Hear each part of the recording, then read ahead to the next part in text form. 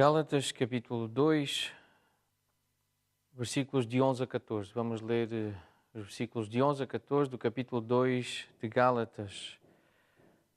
Quando, porém, Cefas veio a Antioquia, resisti-lhe face a face porque se tornara repreensível. Com efeito, antes de chegarem alguns da parte de Tiago, comia com os gentios. Quando, porém, chegaram, afastou-se e por fim veio a apartar-se, temendo os da circuncisão. E também os demais judeus dissimularam com ele, a ponto de o próprio Barnabé ter-se deixado levar pela dissimulação deles. Quando, porém, vi que não procediam corretamente segundo a verdade do Evangelho, disse a Cefas na presença de todos: se, sendo tu judeu, vives como gentio e não como judeu, por que obrigas os gentios a viverem como judeus?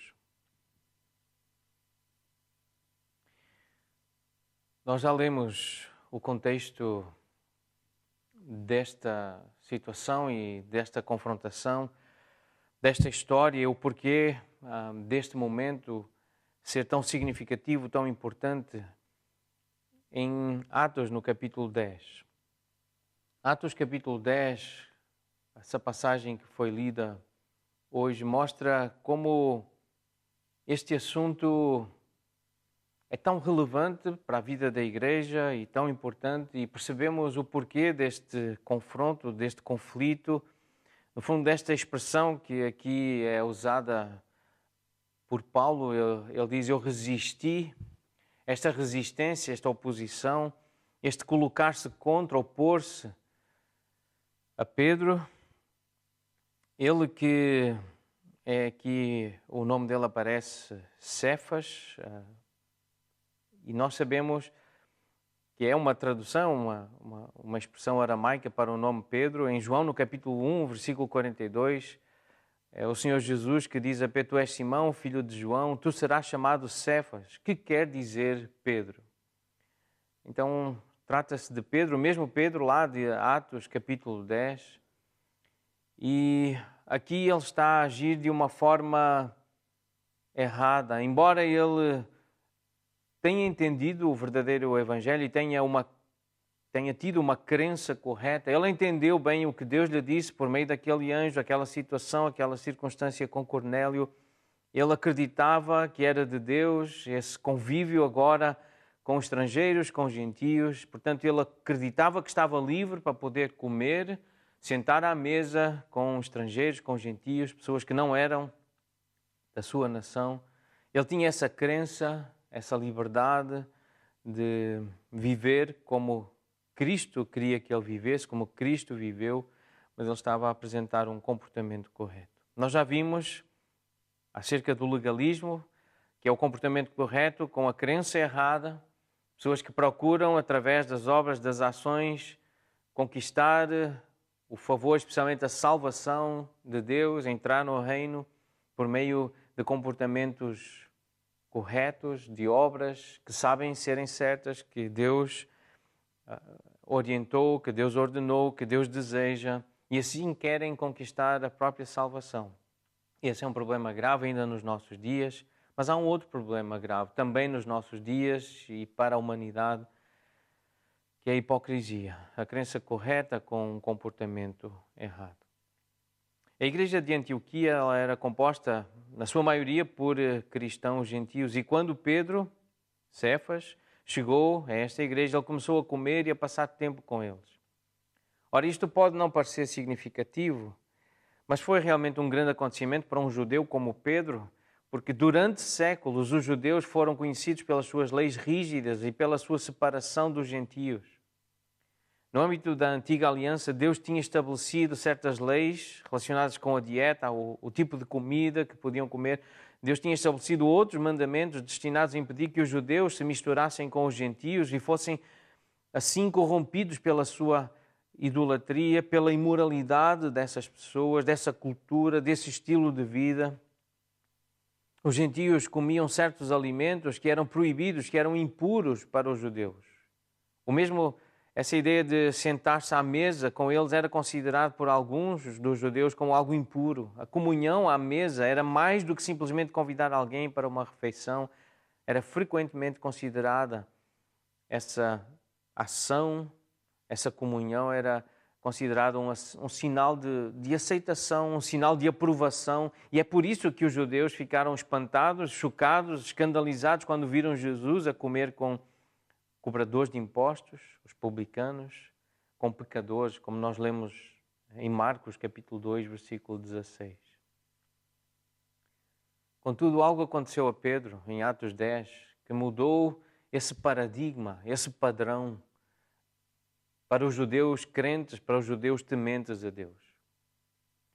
O relato de Atos 10 começa com um homem chamado Cornélio, um gentio temente a Deus, que teve uma visão em que um anjo lhe disse que mandasse chamar o apóstolo Pedro. E pode até parecer um pedido invulgar, mas quando um anjo vem ter connosco numa visão, dando-nos uma orientação sobre o que fazer, nós vamos querer fazer o que o anjo disse, porque é algo extraordinário. E foi isso que Cornélio fez, e ele fez o que o anjo disse, e o mesmo anjo, ou um anjo também falou com Pedro, e também há uma orientação que foi entendida como vindo de Deus, e há esse desejo de atender a essa voz. E nós lemos isso então em Atos 10, especialmente a partir do versículo 9.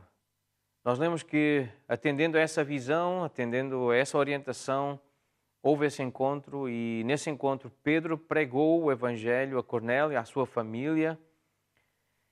E os versículos 44 a 48 dizem-nos qual foi o resultado dessa pregação. Nós lemos que o Espírito Santo foi derramado sobre os gentios.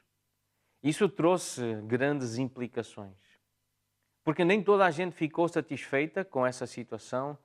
Nós lemos no capítulo seguinte, no capítulo 11, que os que eram da circuncisão, aqueles judaizantes, aqueles que eram os legalistas, eles ficaram indignados e disseram a Pedro: tu entraste em casa de homens incircuncisos e comeste com eles. Este confronto, esta resistência que esses homens fizeram a Pedro, porque ele entrou na casa de Cornélio, casa de gentios, e comeu com eles. Contudo, quando Pedro explicou que, ao crerem no Senhor Jesus, os gentios tinham também recebido o dom do Espírito Santo, o mesmo Espírito que tinha sido derramado sobre os judeus, os crentes, aqueles que estavam reunidos lá no dia de Pentecostes, aí a reação foi diferente. Quando ouviram isto, calaram-se e começaram a glorificar a Deus, dizendo: também aos gentios foi por Deus concedido o arrependimento para a vida. Isso está no versículo 18 do capítulo 11. Então, com este pano de fundo em mente, o confronto de Paulo com Pedro em Gálatas 2, de 11 a 14, faz mais sentido. No versículo 12, nós lemos que Pedro costumava comer com os gentios, mas porque ele temia os da circuncisão, parou de comer com os gentios e começou a separar-se deles. E este era o apóstolo que tinha levado o evangelho aos gentios, lá em Atos capítulo 10. Outros cristãos, outros crentes, começaram também a seguir o exemplo de Pedro, incluindo Barnabé, aquele que tinha ajudado a fundar a igreja lá em Antioquia. Portanto, a implicação das ações de Pedro era que os gentios podiam não ser totalmente aceitáveis diante de Deus. E ele estava a influenciar esse pensamento na vida de outros crentes. A frase-chave aqui é: estavam a desviar-se da verdade do Evangelho, versículo 14. Era uma crença correta com um comportamento errado. Portanto, isso é hipocrisia. Pedro conhecia o Evangelho, acreditava no Evangelho, mas as suas ações não refletiam o Evangelho. Por isso Paulo chamou a atenção, resistiu-lhe face a face. Hoje nós não estamos a tratar de questões sobre se judeus e gentios devem ou não comer juntos, ou que tipo de comida estão a comer, mas nós temos que tratar outras questões, inconsistências. Há muita coisa no nosso estilo de vida abastado, autoindulgente, muito pacientes connosco mesmos, a justificar o nosso comportamento, a desculpar-nos. Há muitas coisas que não estão de acordo com a verdade do Evangelho. E isso é hipocrisia. Se alguém segue a Cristo, mas vive em imoralidade sexual, há hipocrisia. Deve ser confrontada biblicamente. Não é legalismo um crente confrontar o pecado e a hipocrisia na vida de outro crente.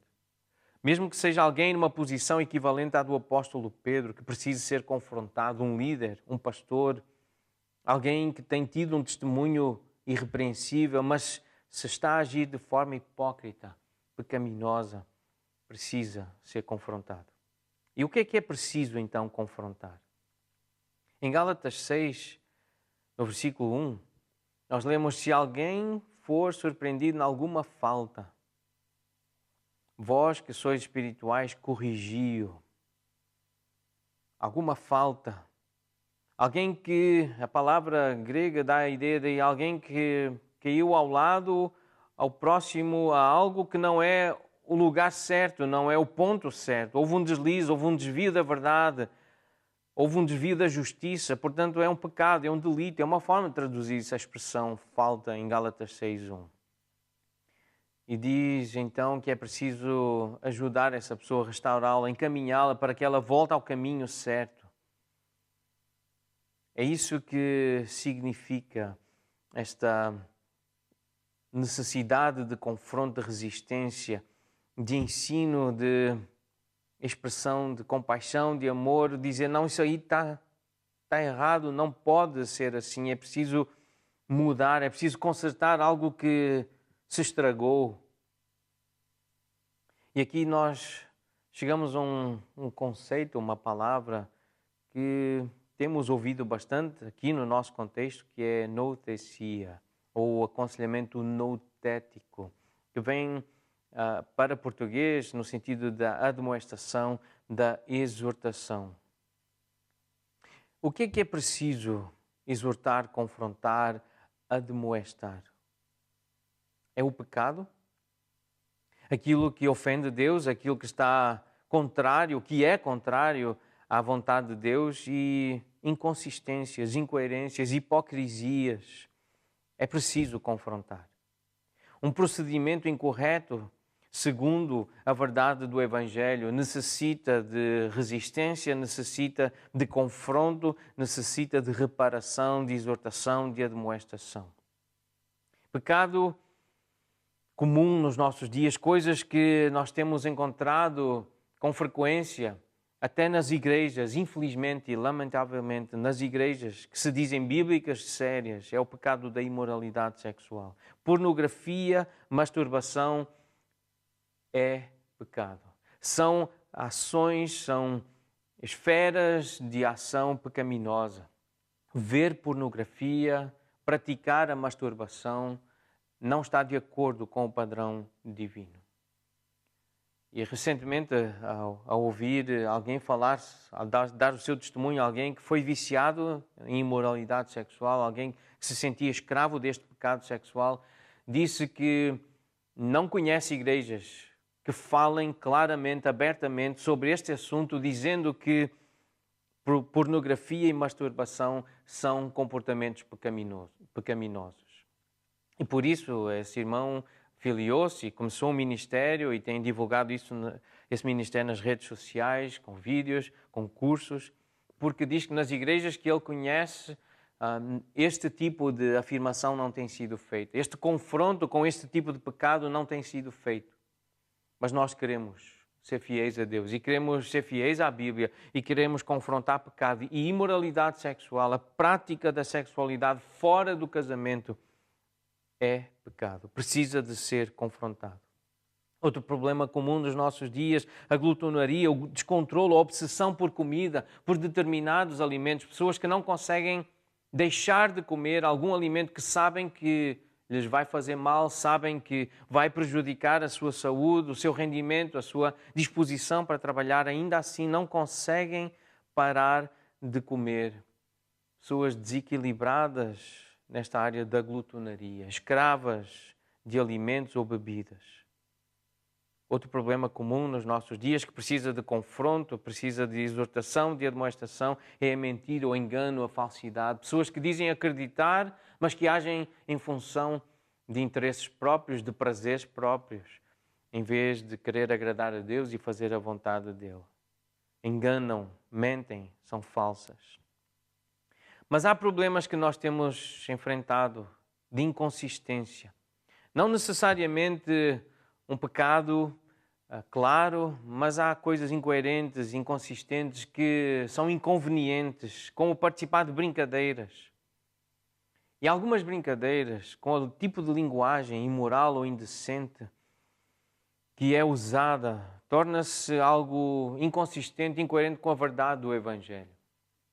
A pessoa quer brincar, quer se alegrar, quer se divertir, mas usa linguagem que é ofensiva, linguagem vulgar, linguagem que não fica bem na boca de um crente, de alguém que está a ser purificado, santificado por Cristo, pela sua palavra, pelo seu Espírito. Pessoas querem brincar com necessidades fisiológicas e a sua brincadeira é constantemente falar dessas coisas naturais, não são necessariamente pecaminosas, mas que estão sempre, constantemente e de forma inconveniente a querer brincar e a trazer esse assunto, às vezes na hora da refeição, em conversas até espirituais, num momento de reunião da igreja, pessoas que não têm essa sensibilidade, essa educação, essa noção, e é preciso ser confrontado. Nós precisamos corrigir essas inconsistências. Não há espaço e lugar para chucarrices, para coisas inconvenientes na reunião dos santos, numa casa que quer agradar ao Senhor com santidade. Não deve haver essas inconsistências de participar de brincadeiras imorais, indecentes. Uma outra inconsistência é o descontrole emocional, a facilidade de ficar irritado de forma pecaminosa, de elevar a voz, de haver gritaria, ou excessiva tristeza, esse descontrolo emocional. É algo que precisa ser tratado, precisa ser demonstrado. Pessoas que não têm domínio próprio e facilmente se entregam à depressão, à excessiva tristeza e à irritação, à ira, à violência. Isso não fica bem. No meio do povo de Deus, essa inconsistência precisa ser corrigida, precisa ser tratada. Esse coração precisa ser sondado, precisamos entender o porquê dessa inconsistência e mostrar o caminho da verdade, do domínio próprio, da santidade, da dependência de Deus e de uma piedade, querer agradar a Deus.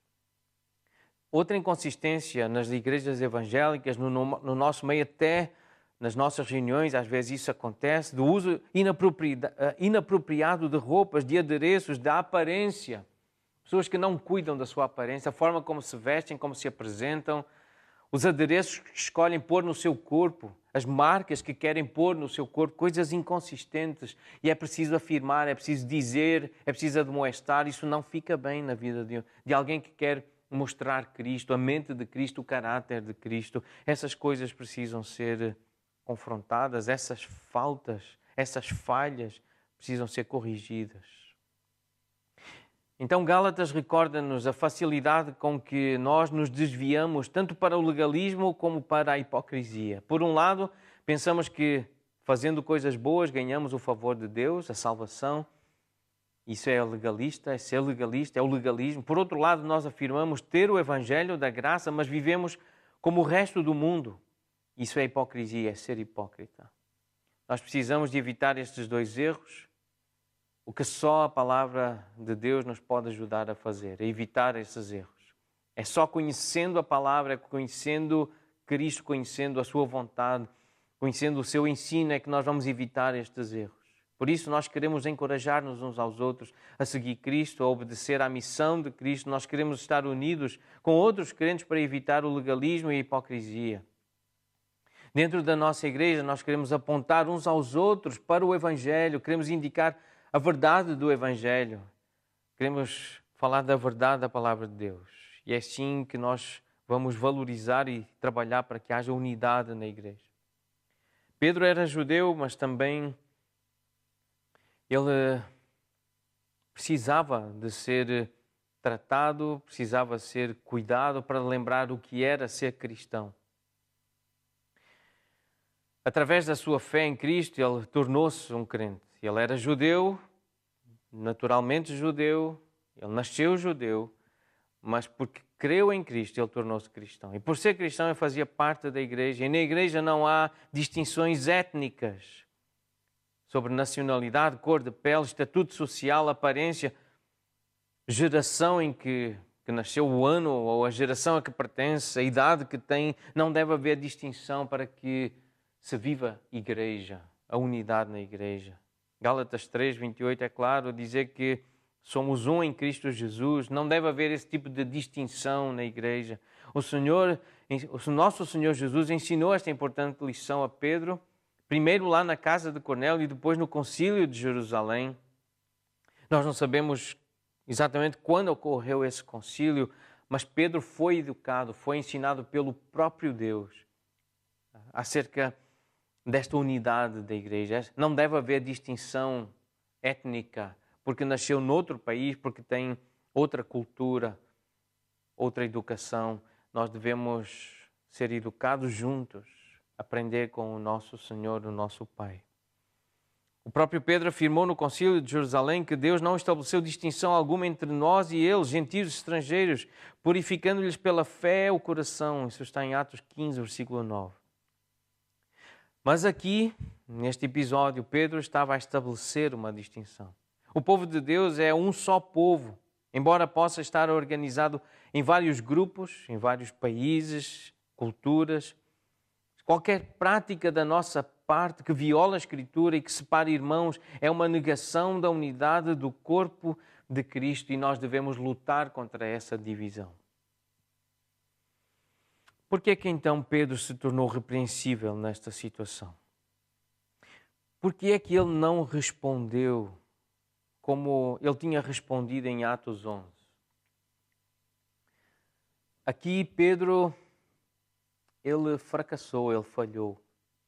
Ele tinha entendido, e Atos 10 demonstra o processo pelo qual ele veio a entender a necessidade de lutar pela unidade de todos os crentes, todos aqueles que confiam em Jesus.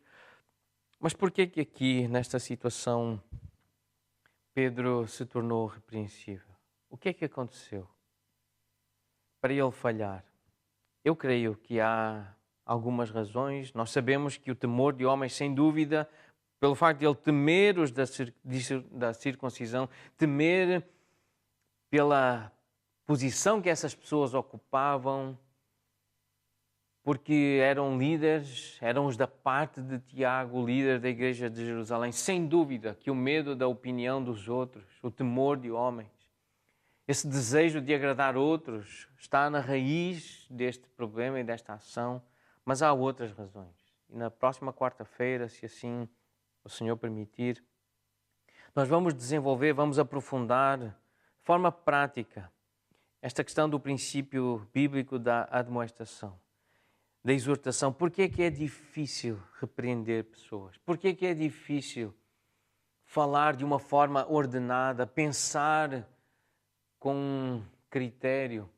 Isto exige preparação, exige oração, exige uma conversa com princípio, com meio, com fim, levar a uma conclusão amorosa que mostra amor. Normalmente exige tempo, esforço, trabalho, domínio próprio e realmente compaixão. Tem que haver amor genuíno. É difícil este ministério da exortação, é difícil resistir a alguém face a face e por isso nós precisamos de ajuda. E nós queremos continuar a pedir, a clamar ao nosso Salvador para nos ajudar. Por isso, deixemos que o nosso Salvador nos ajude. Continuemos a ouvir a sua palavra, continuemos a buscá-lo, a pedir que Ele nos ensine.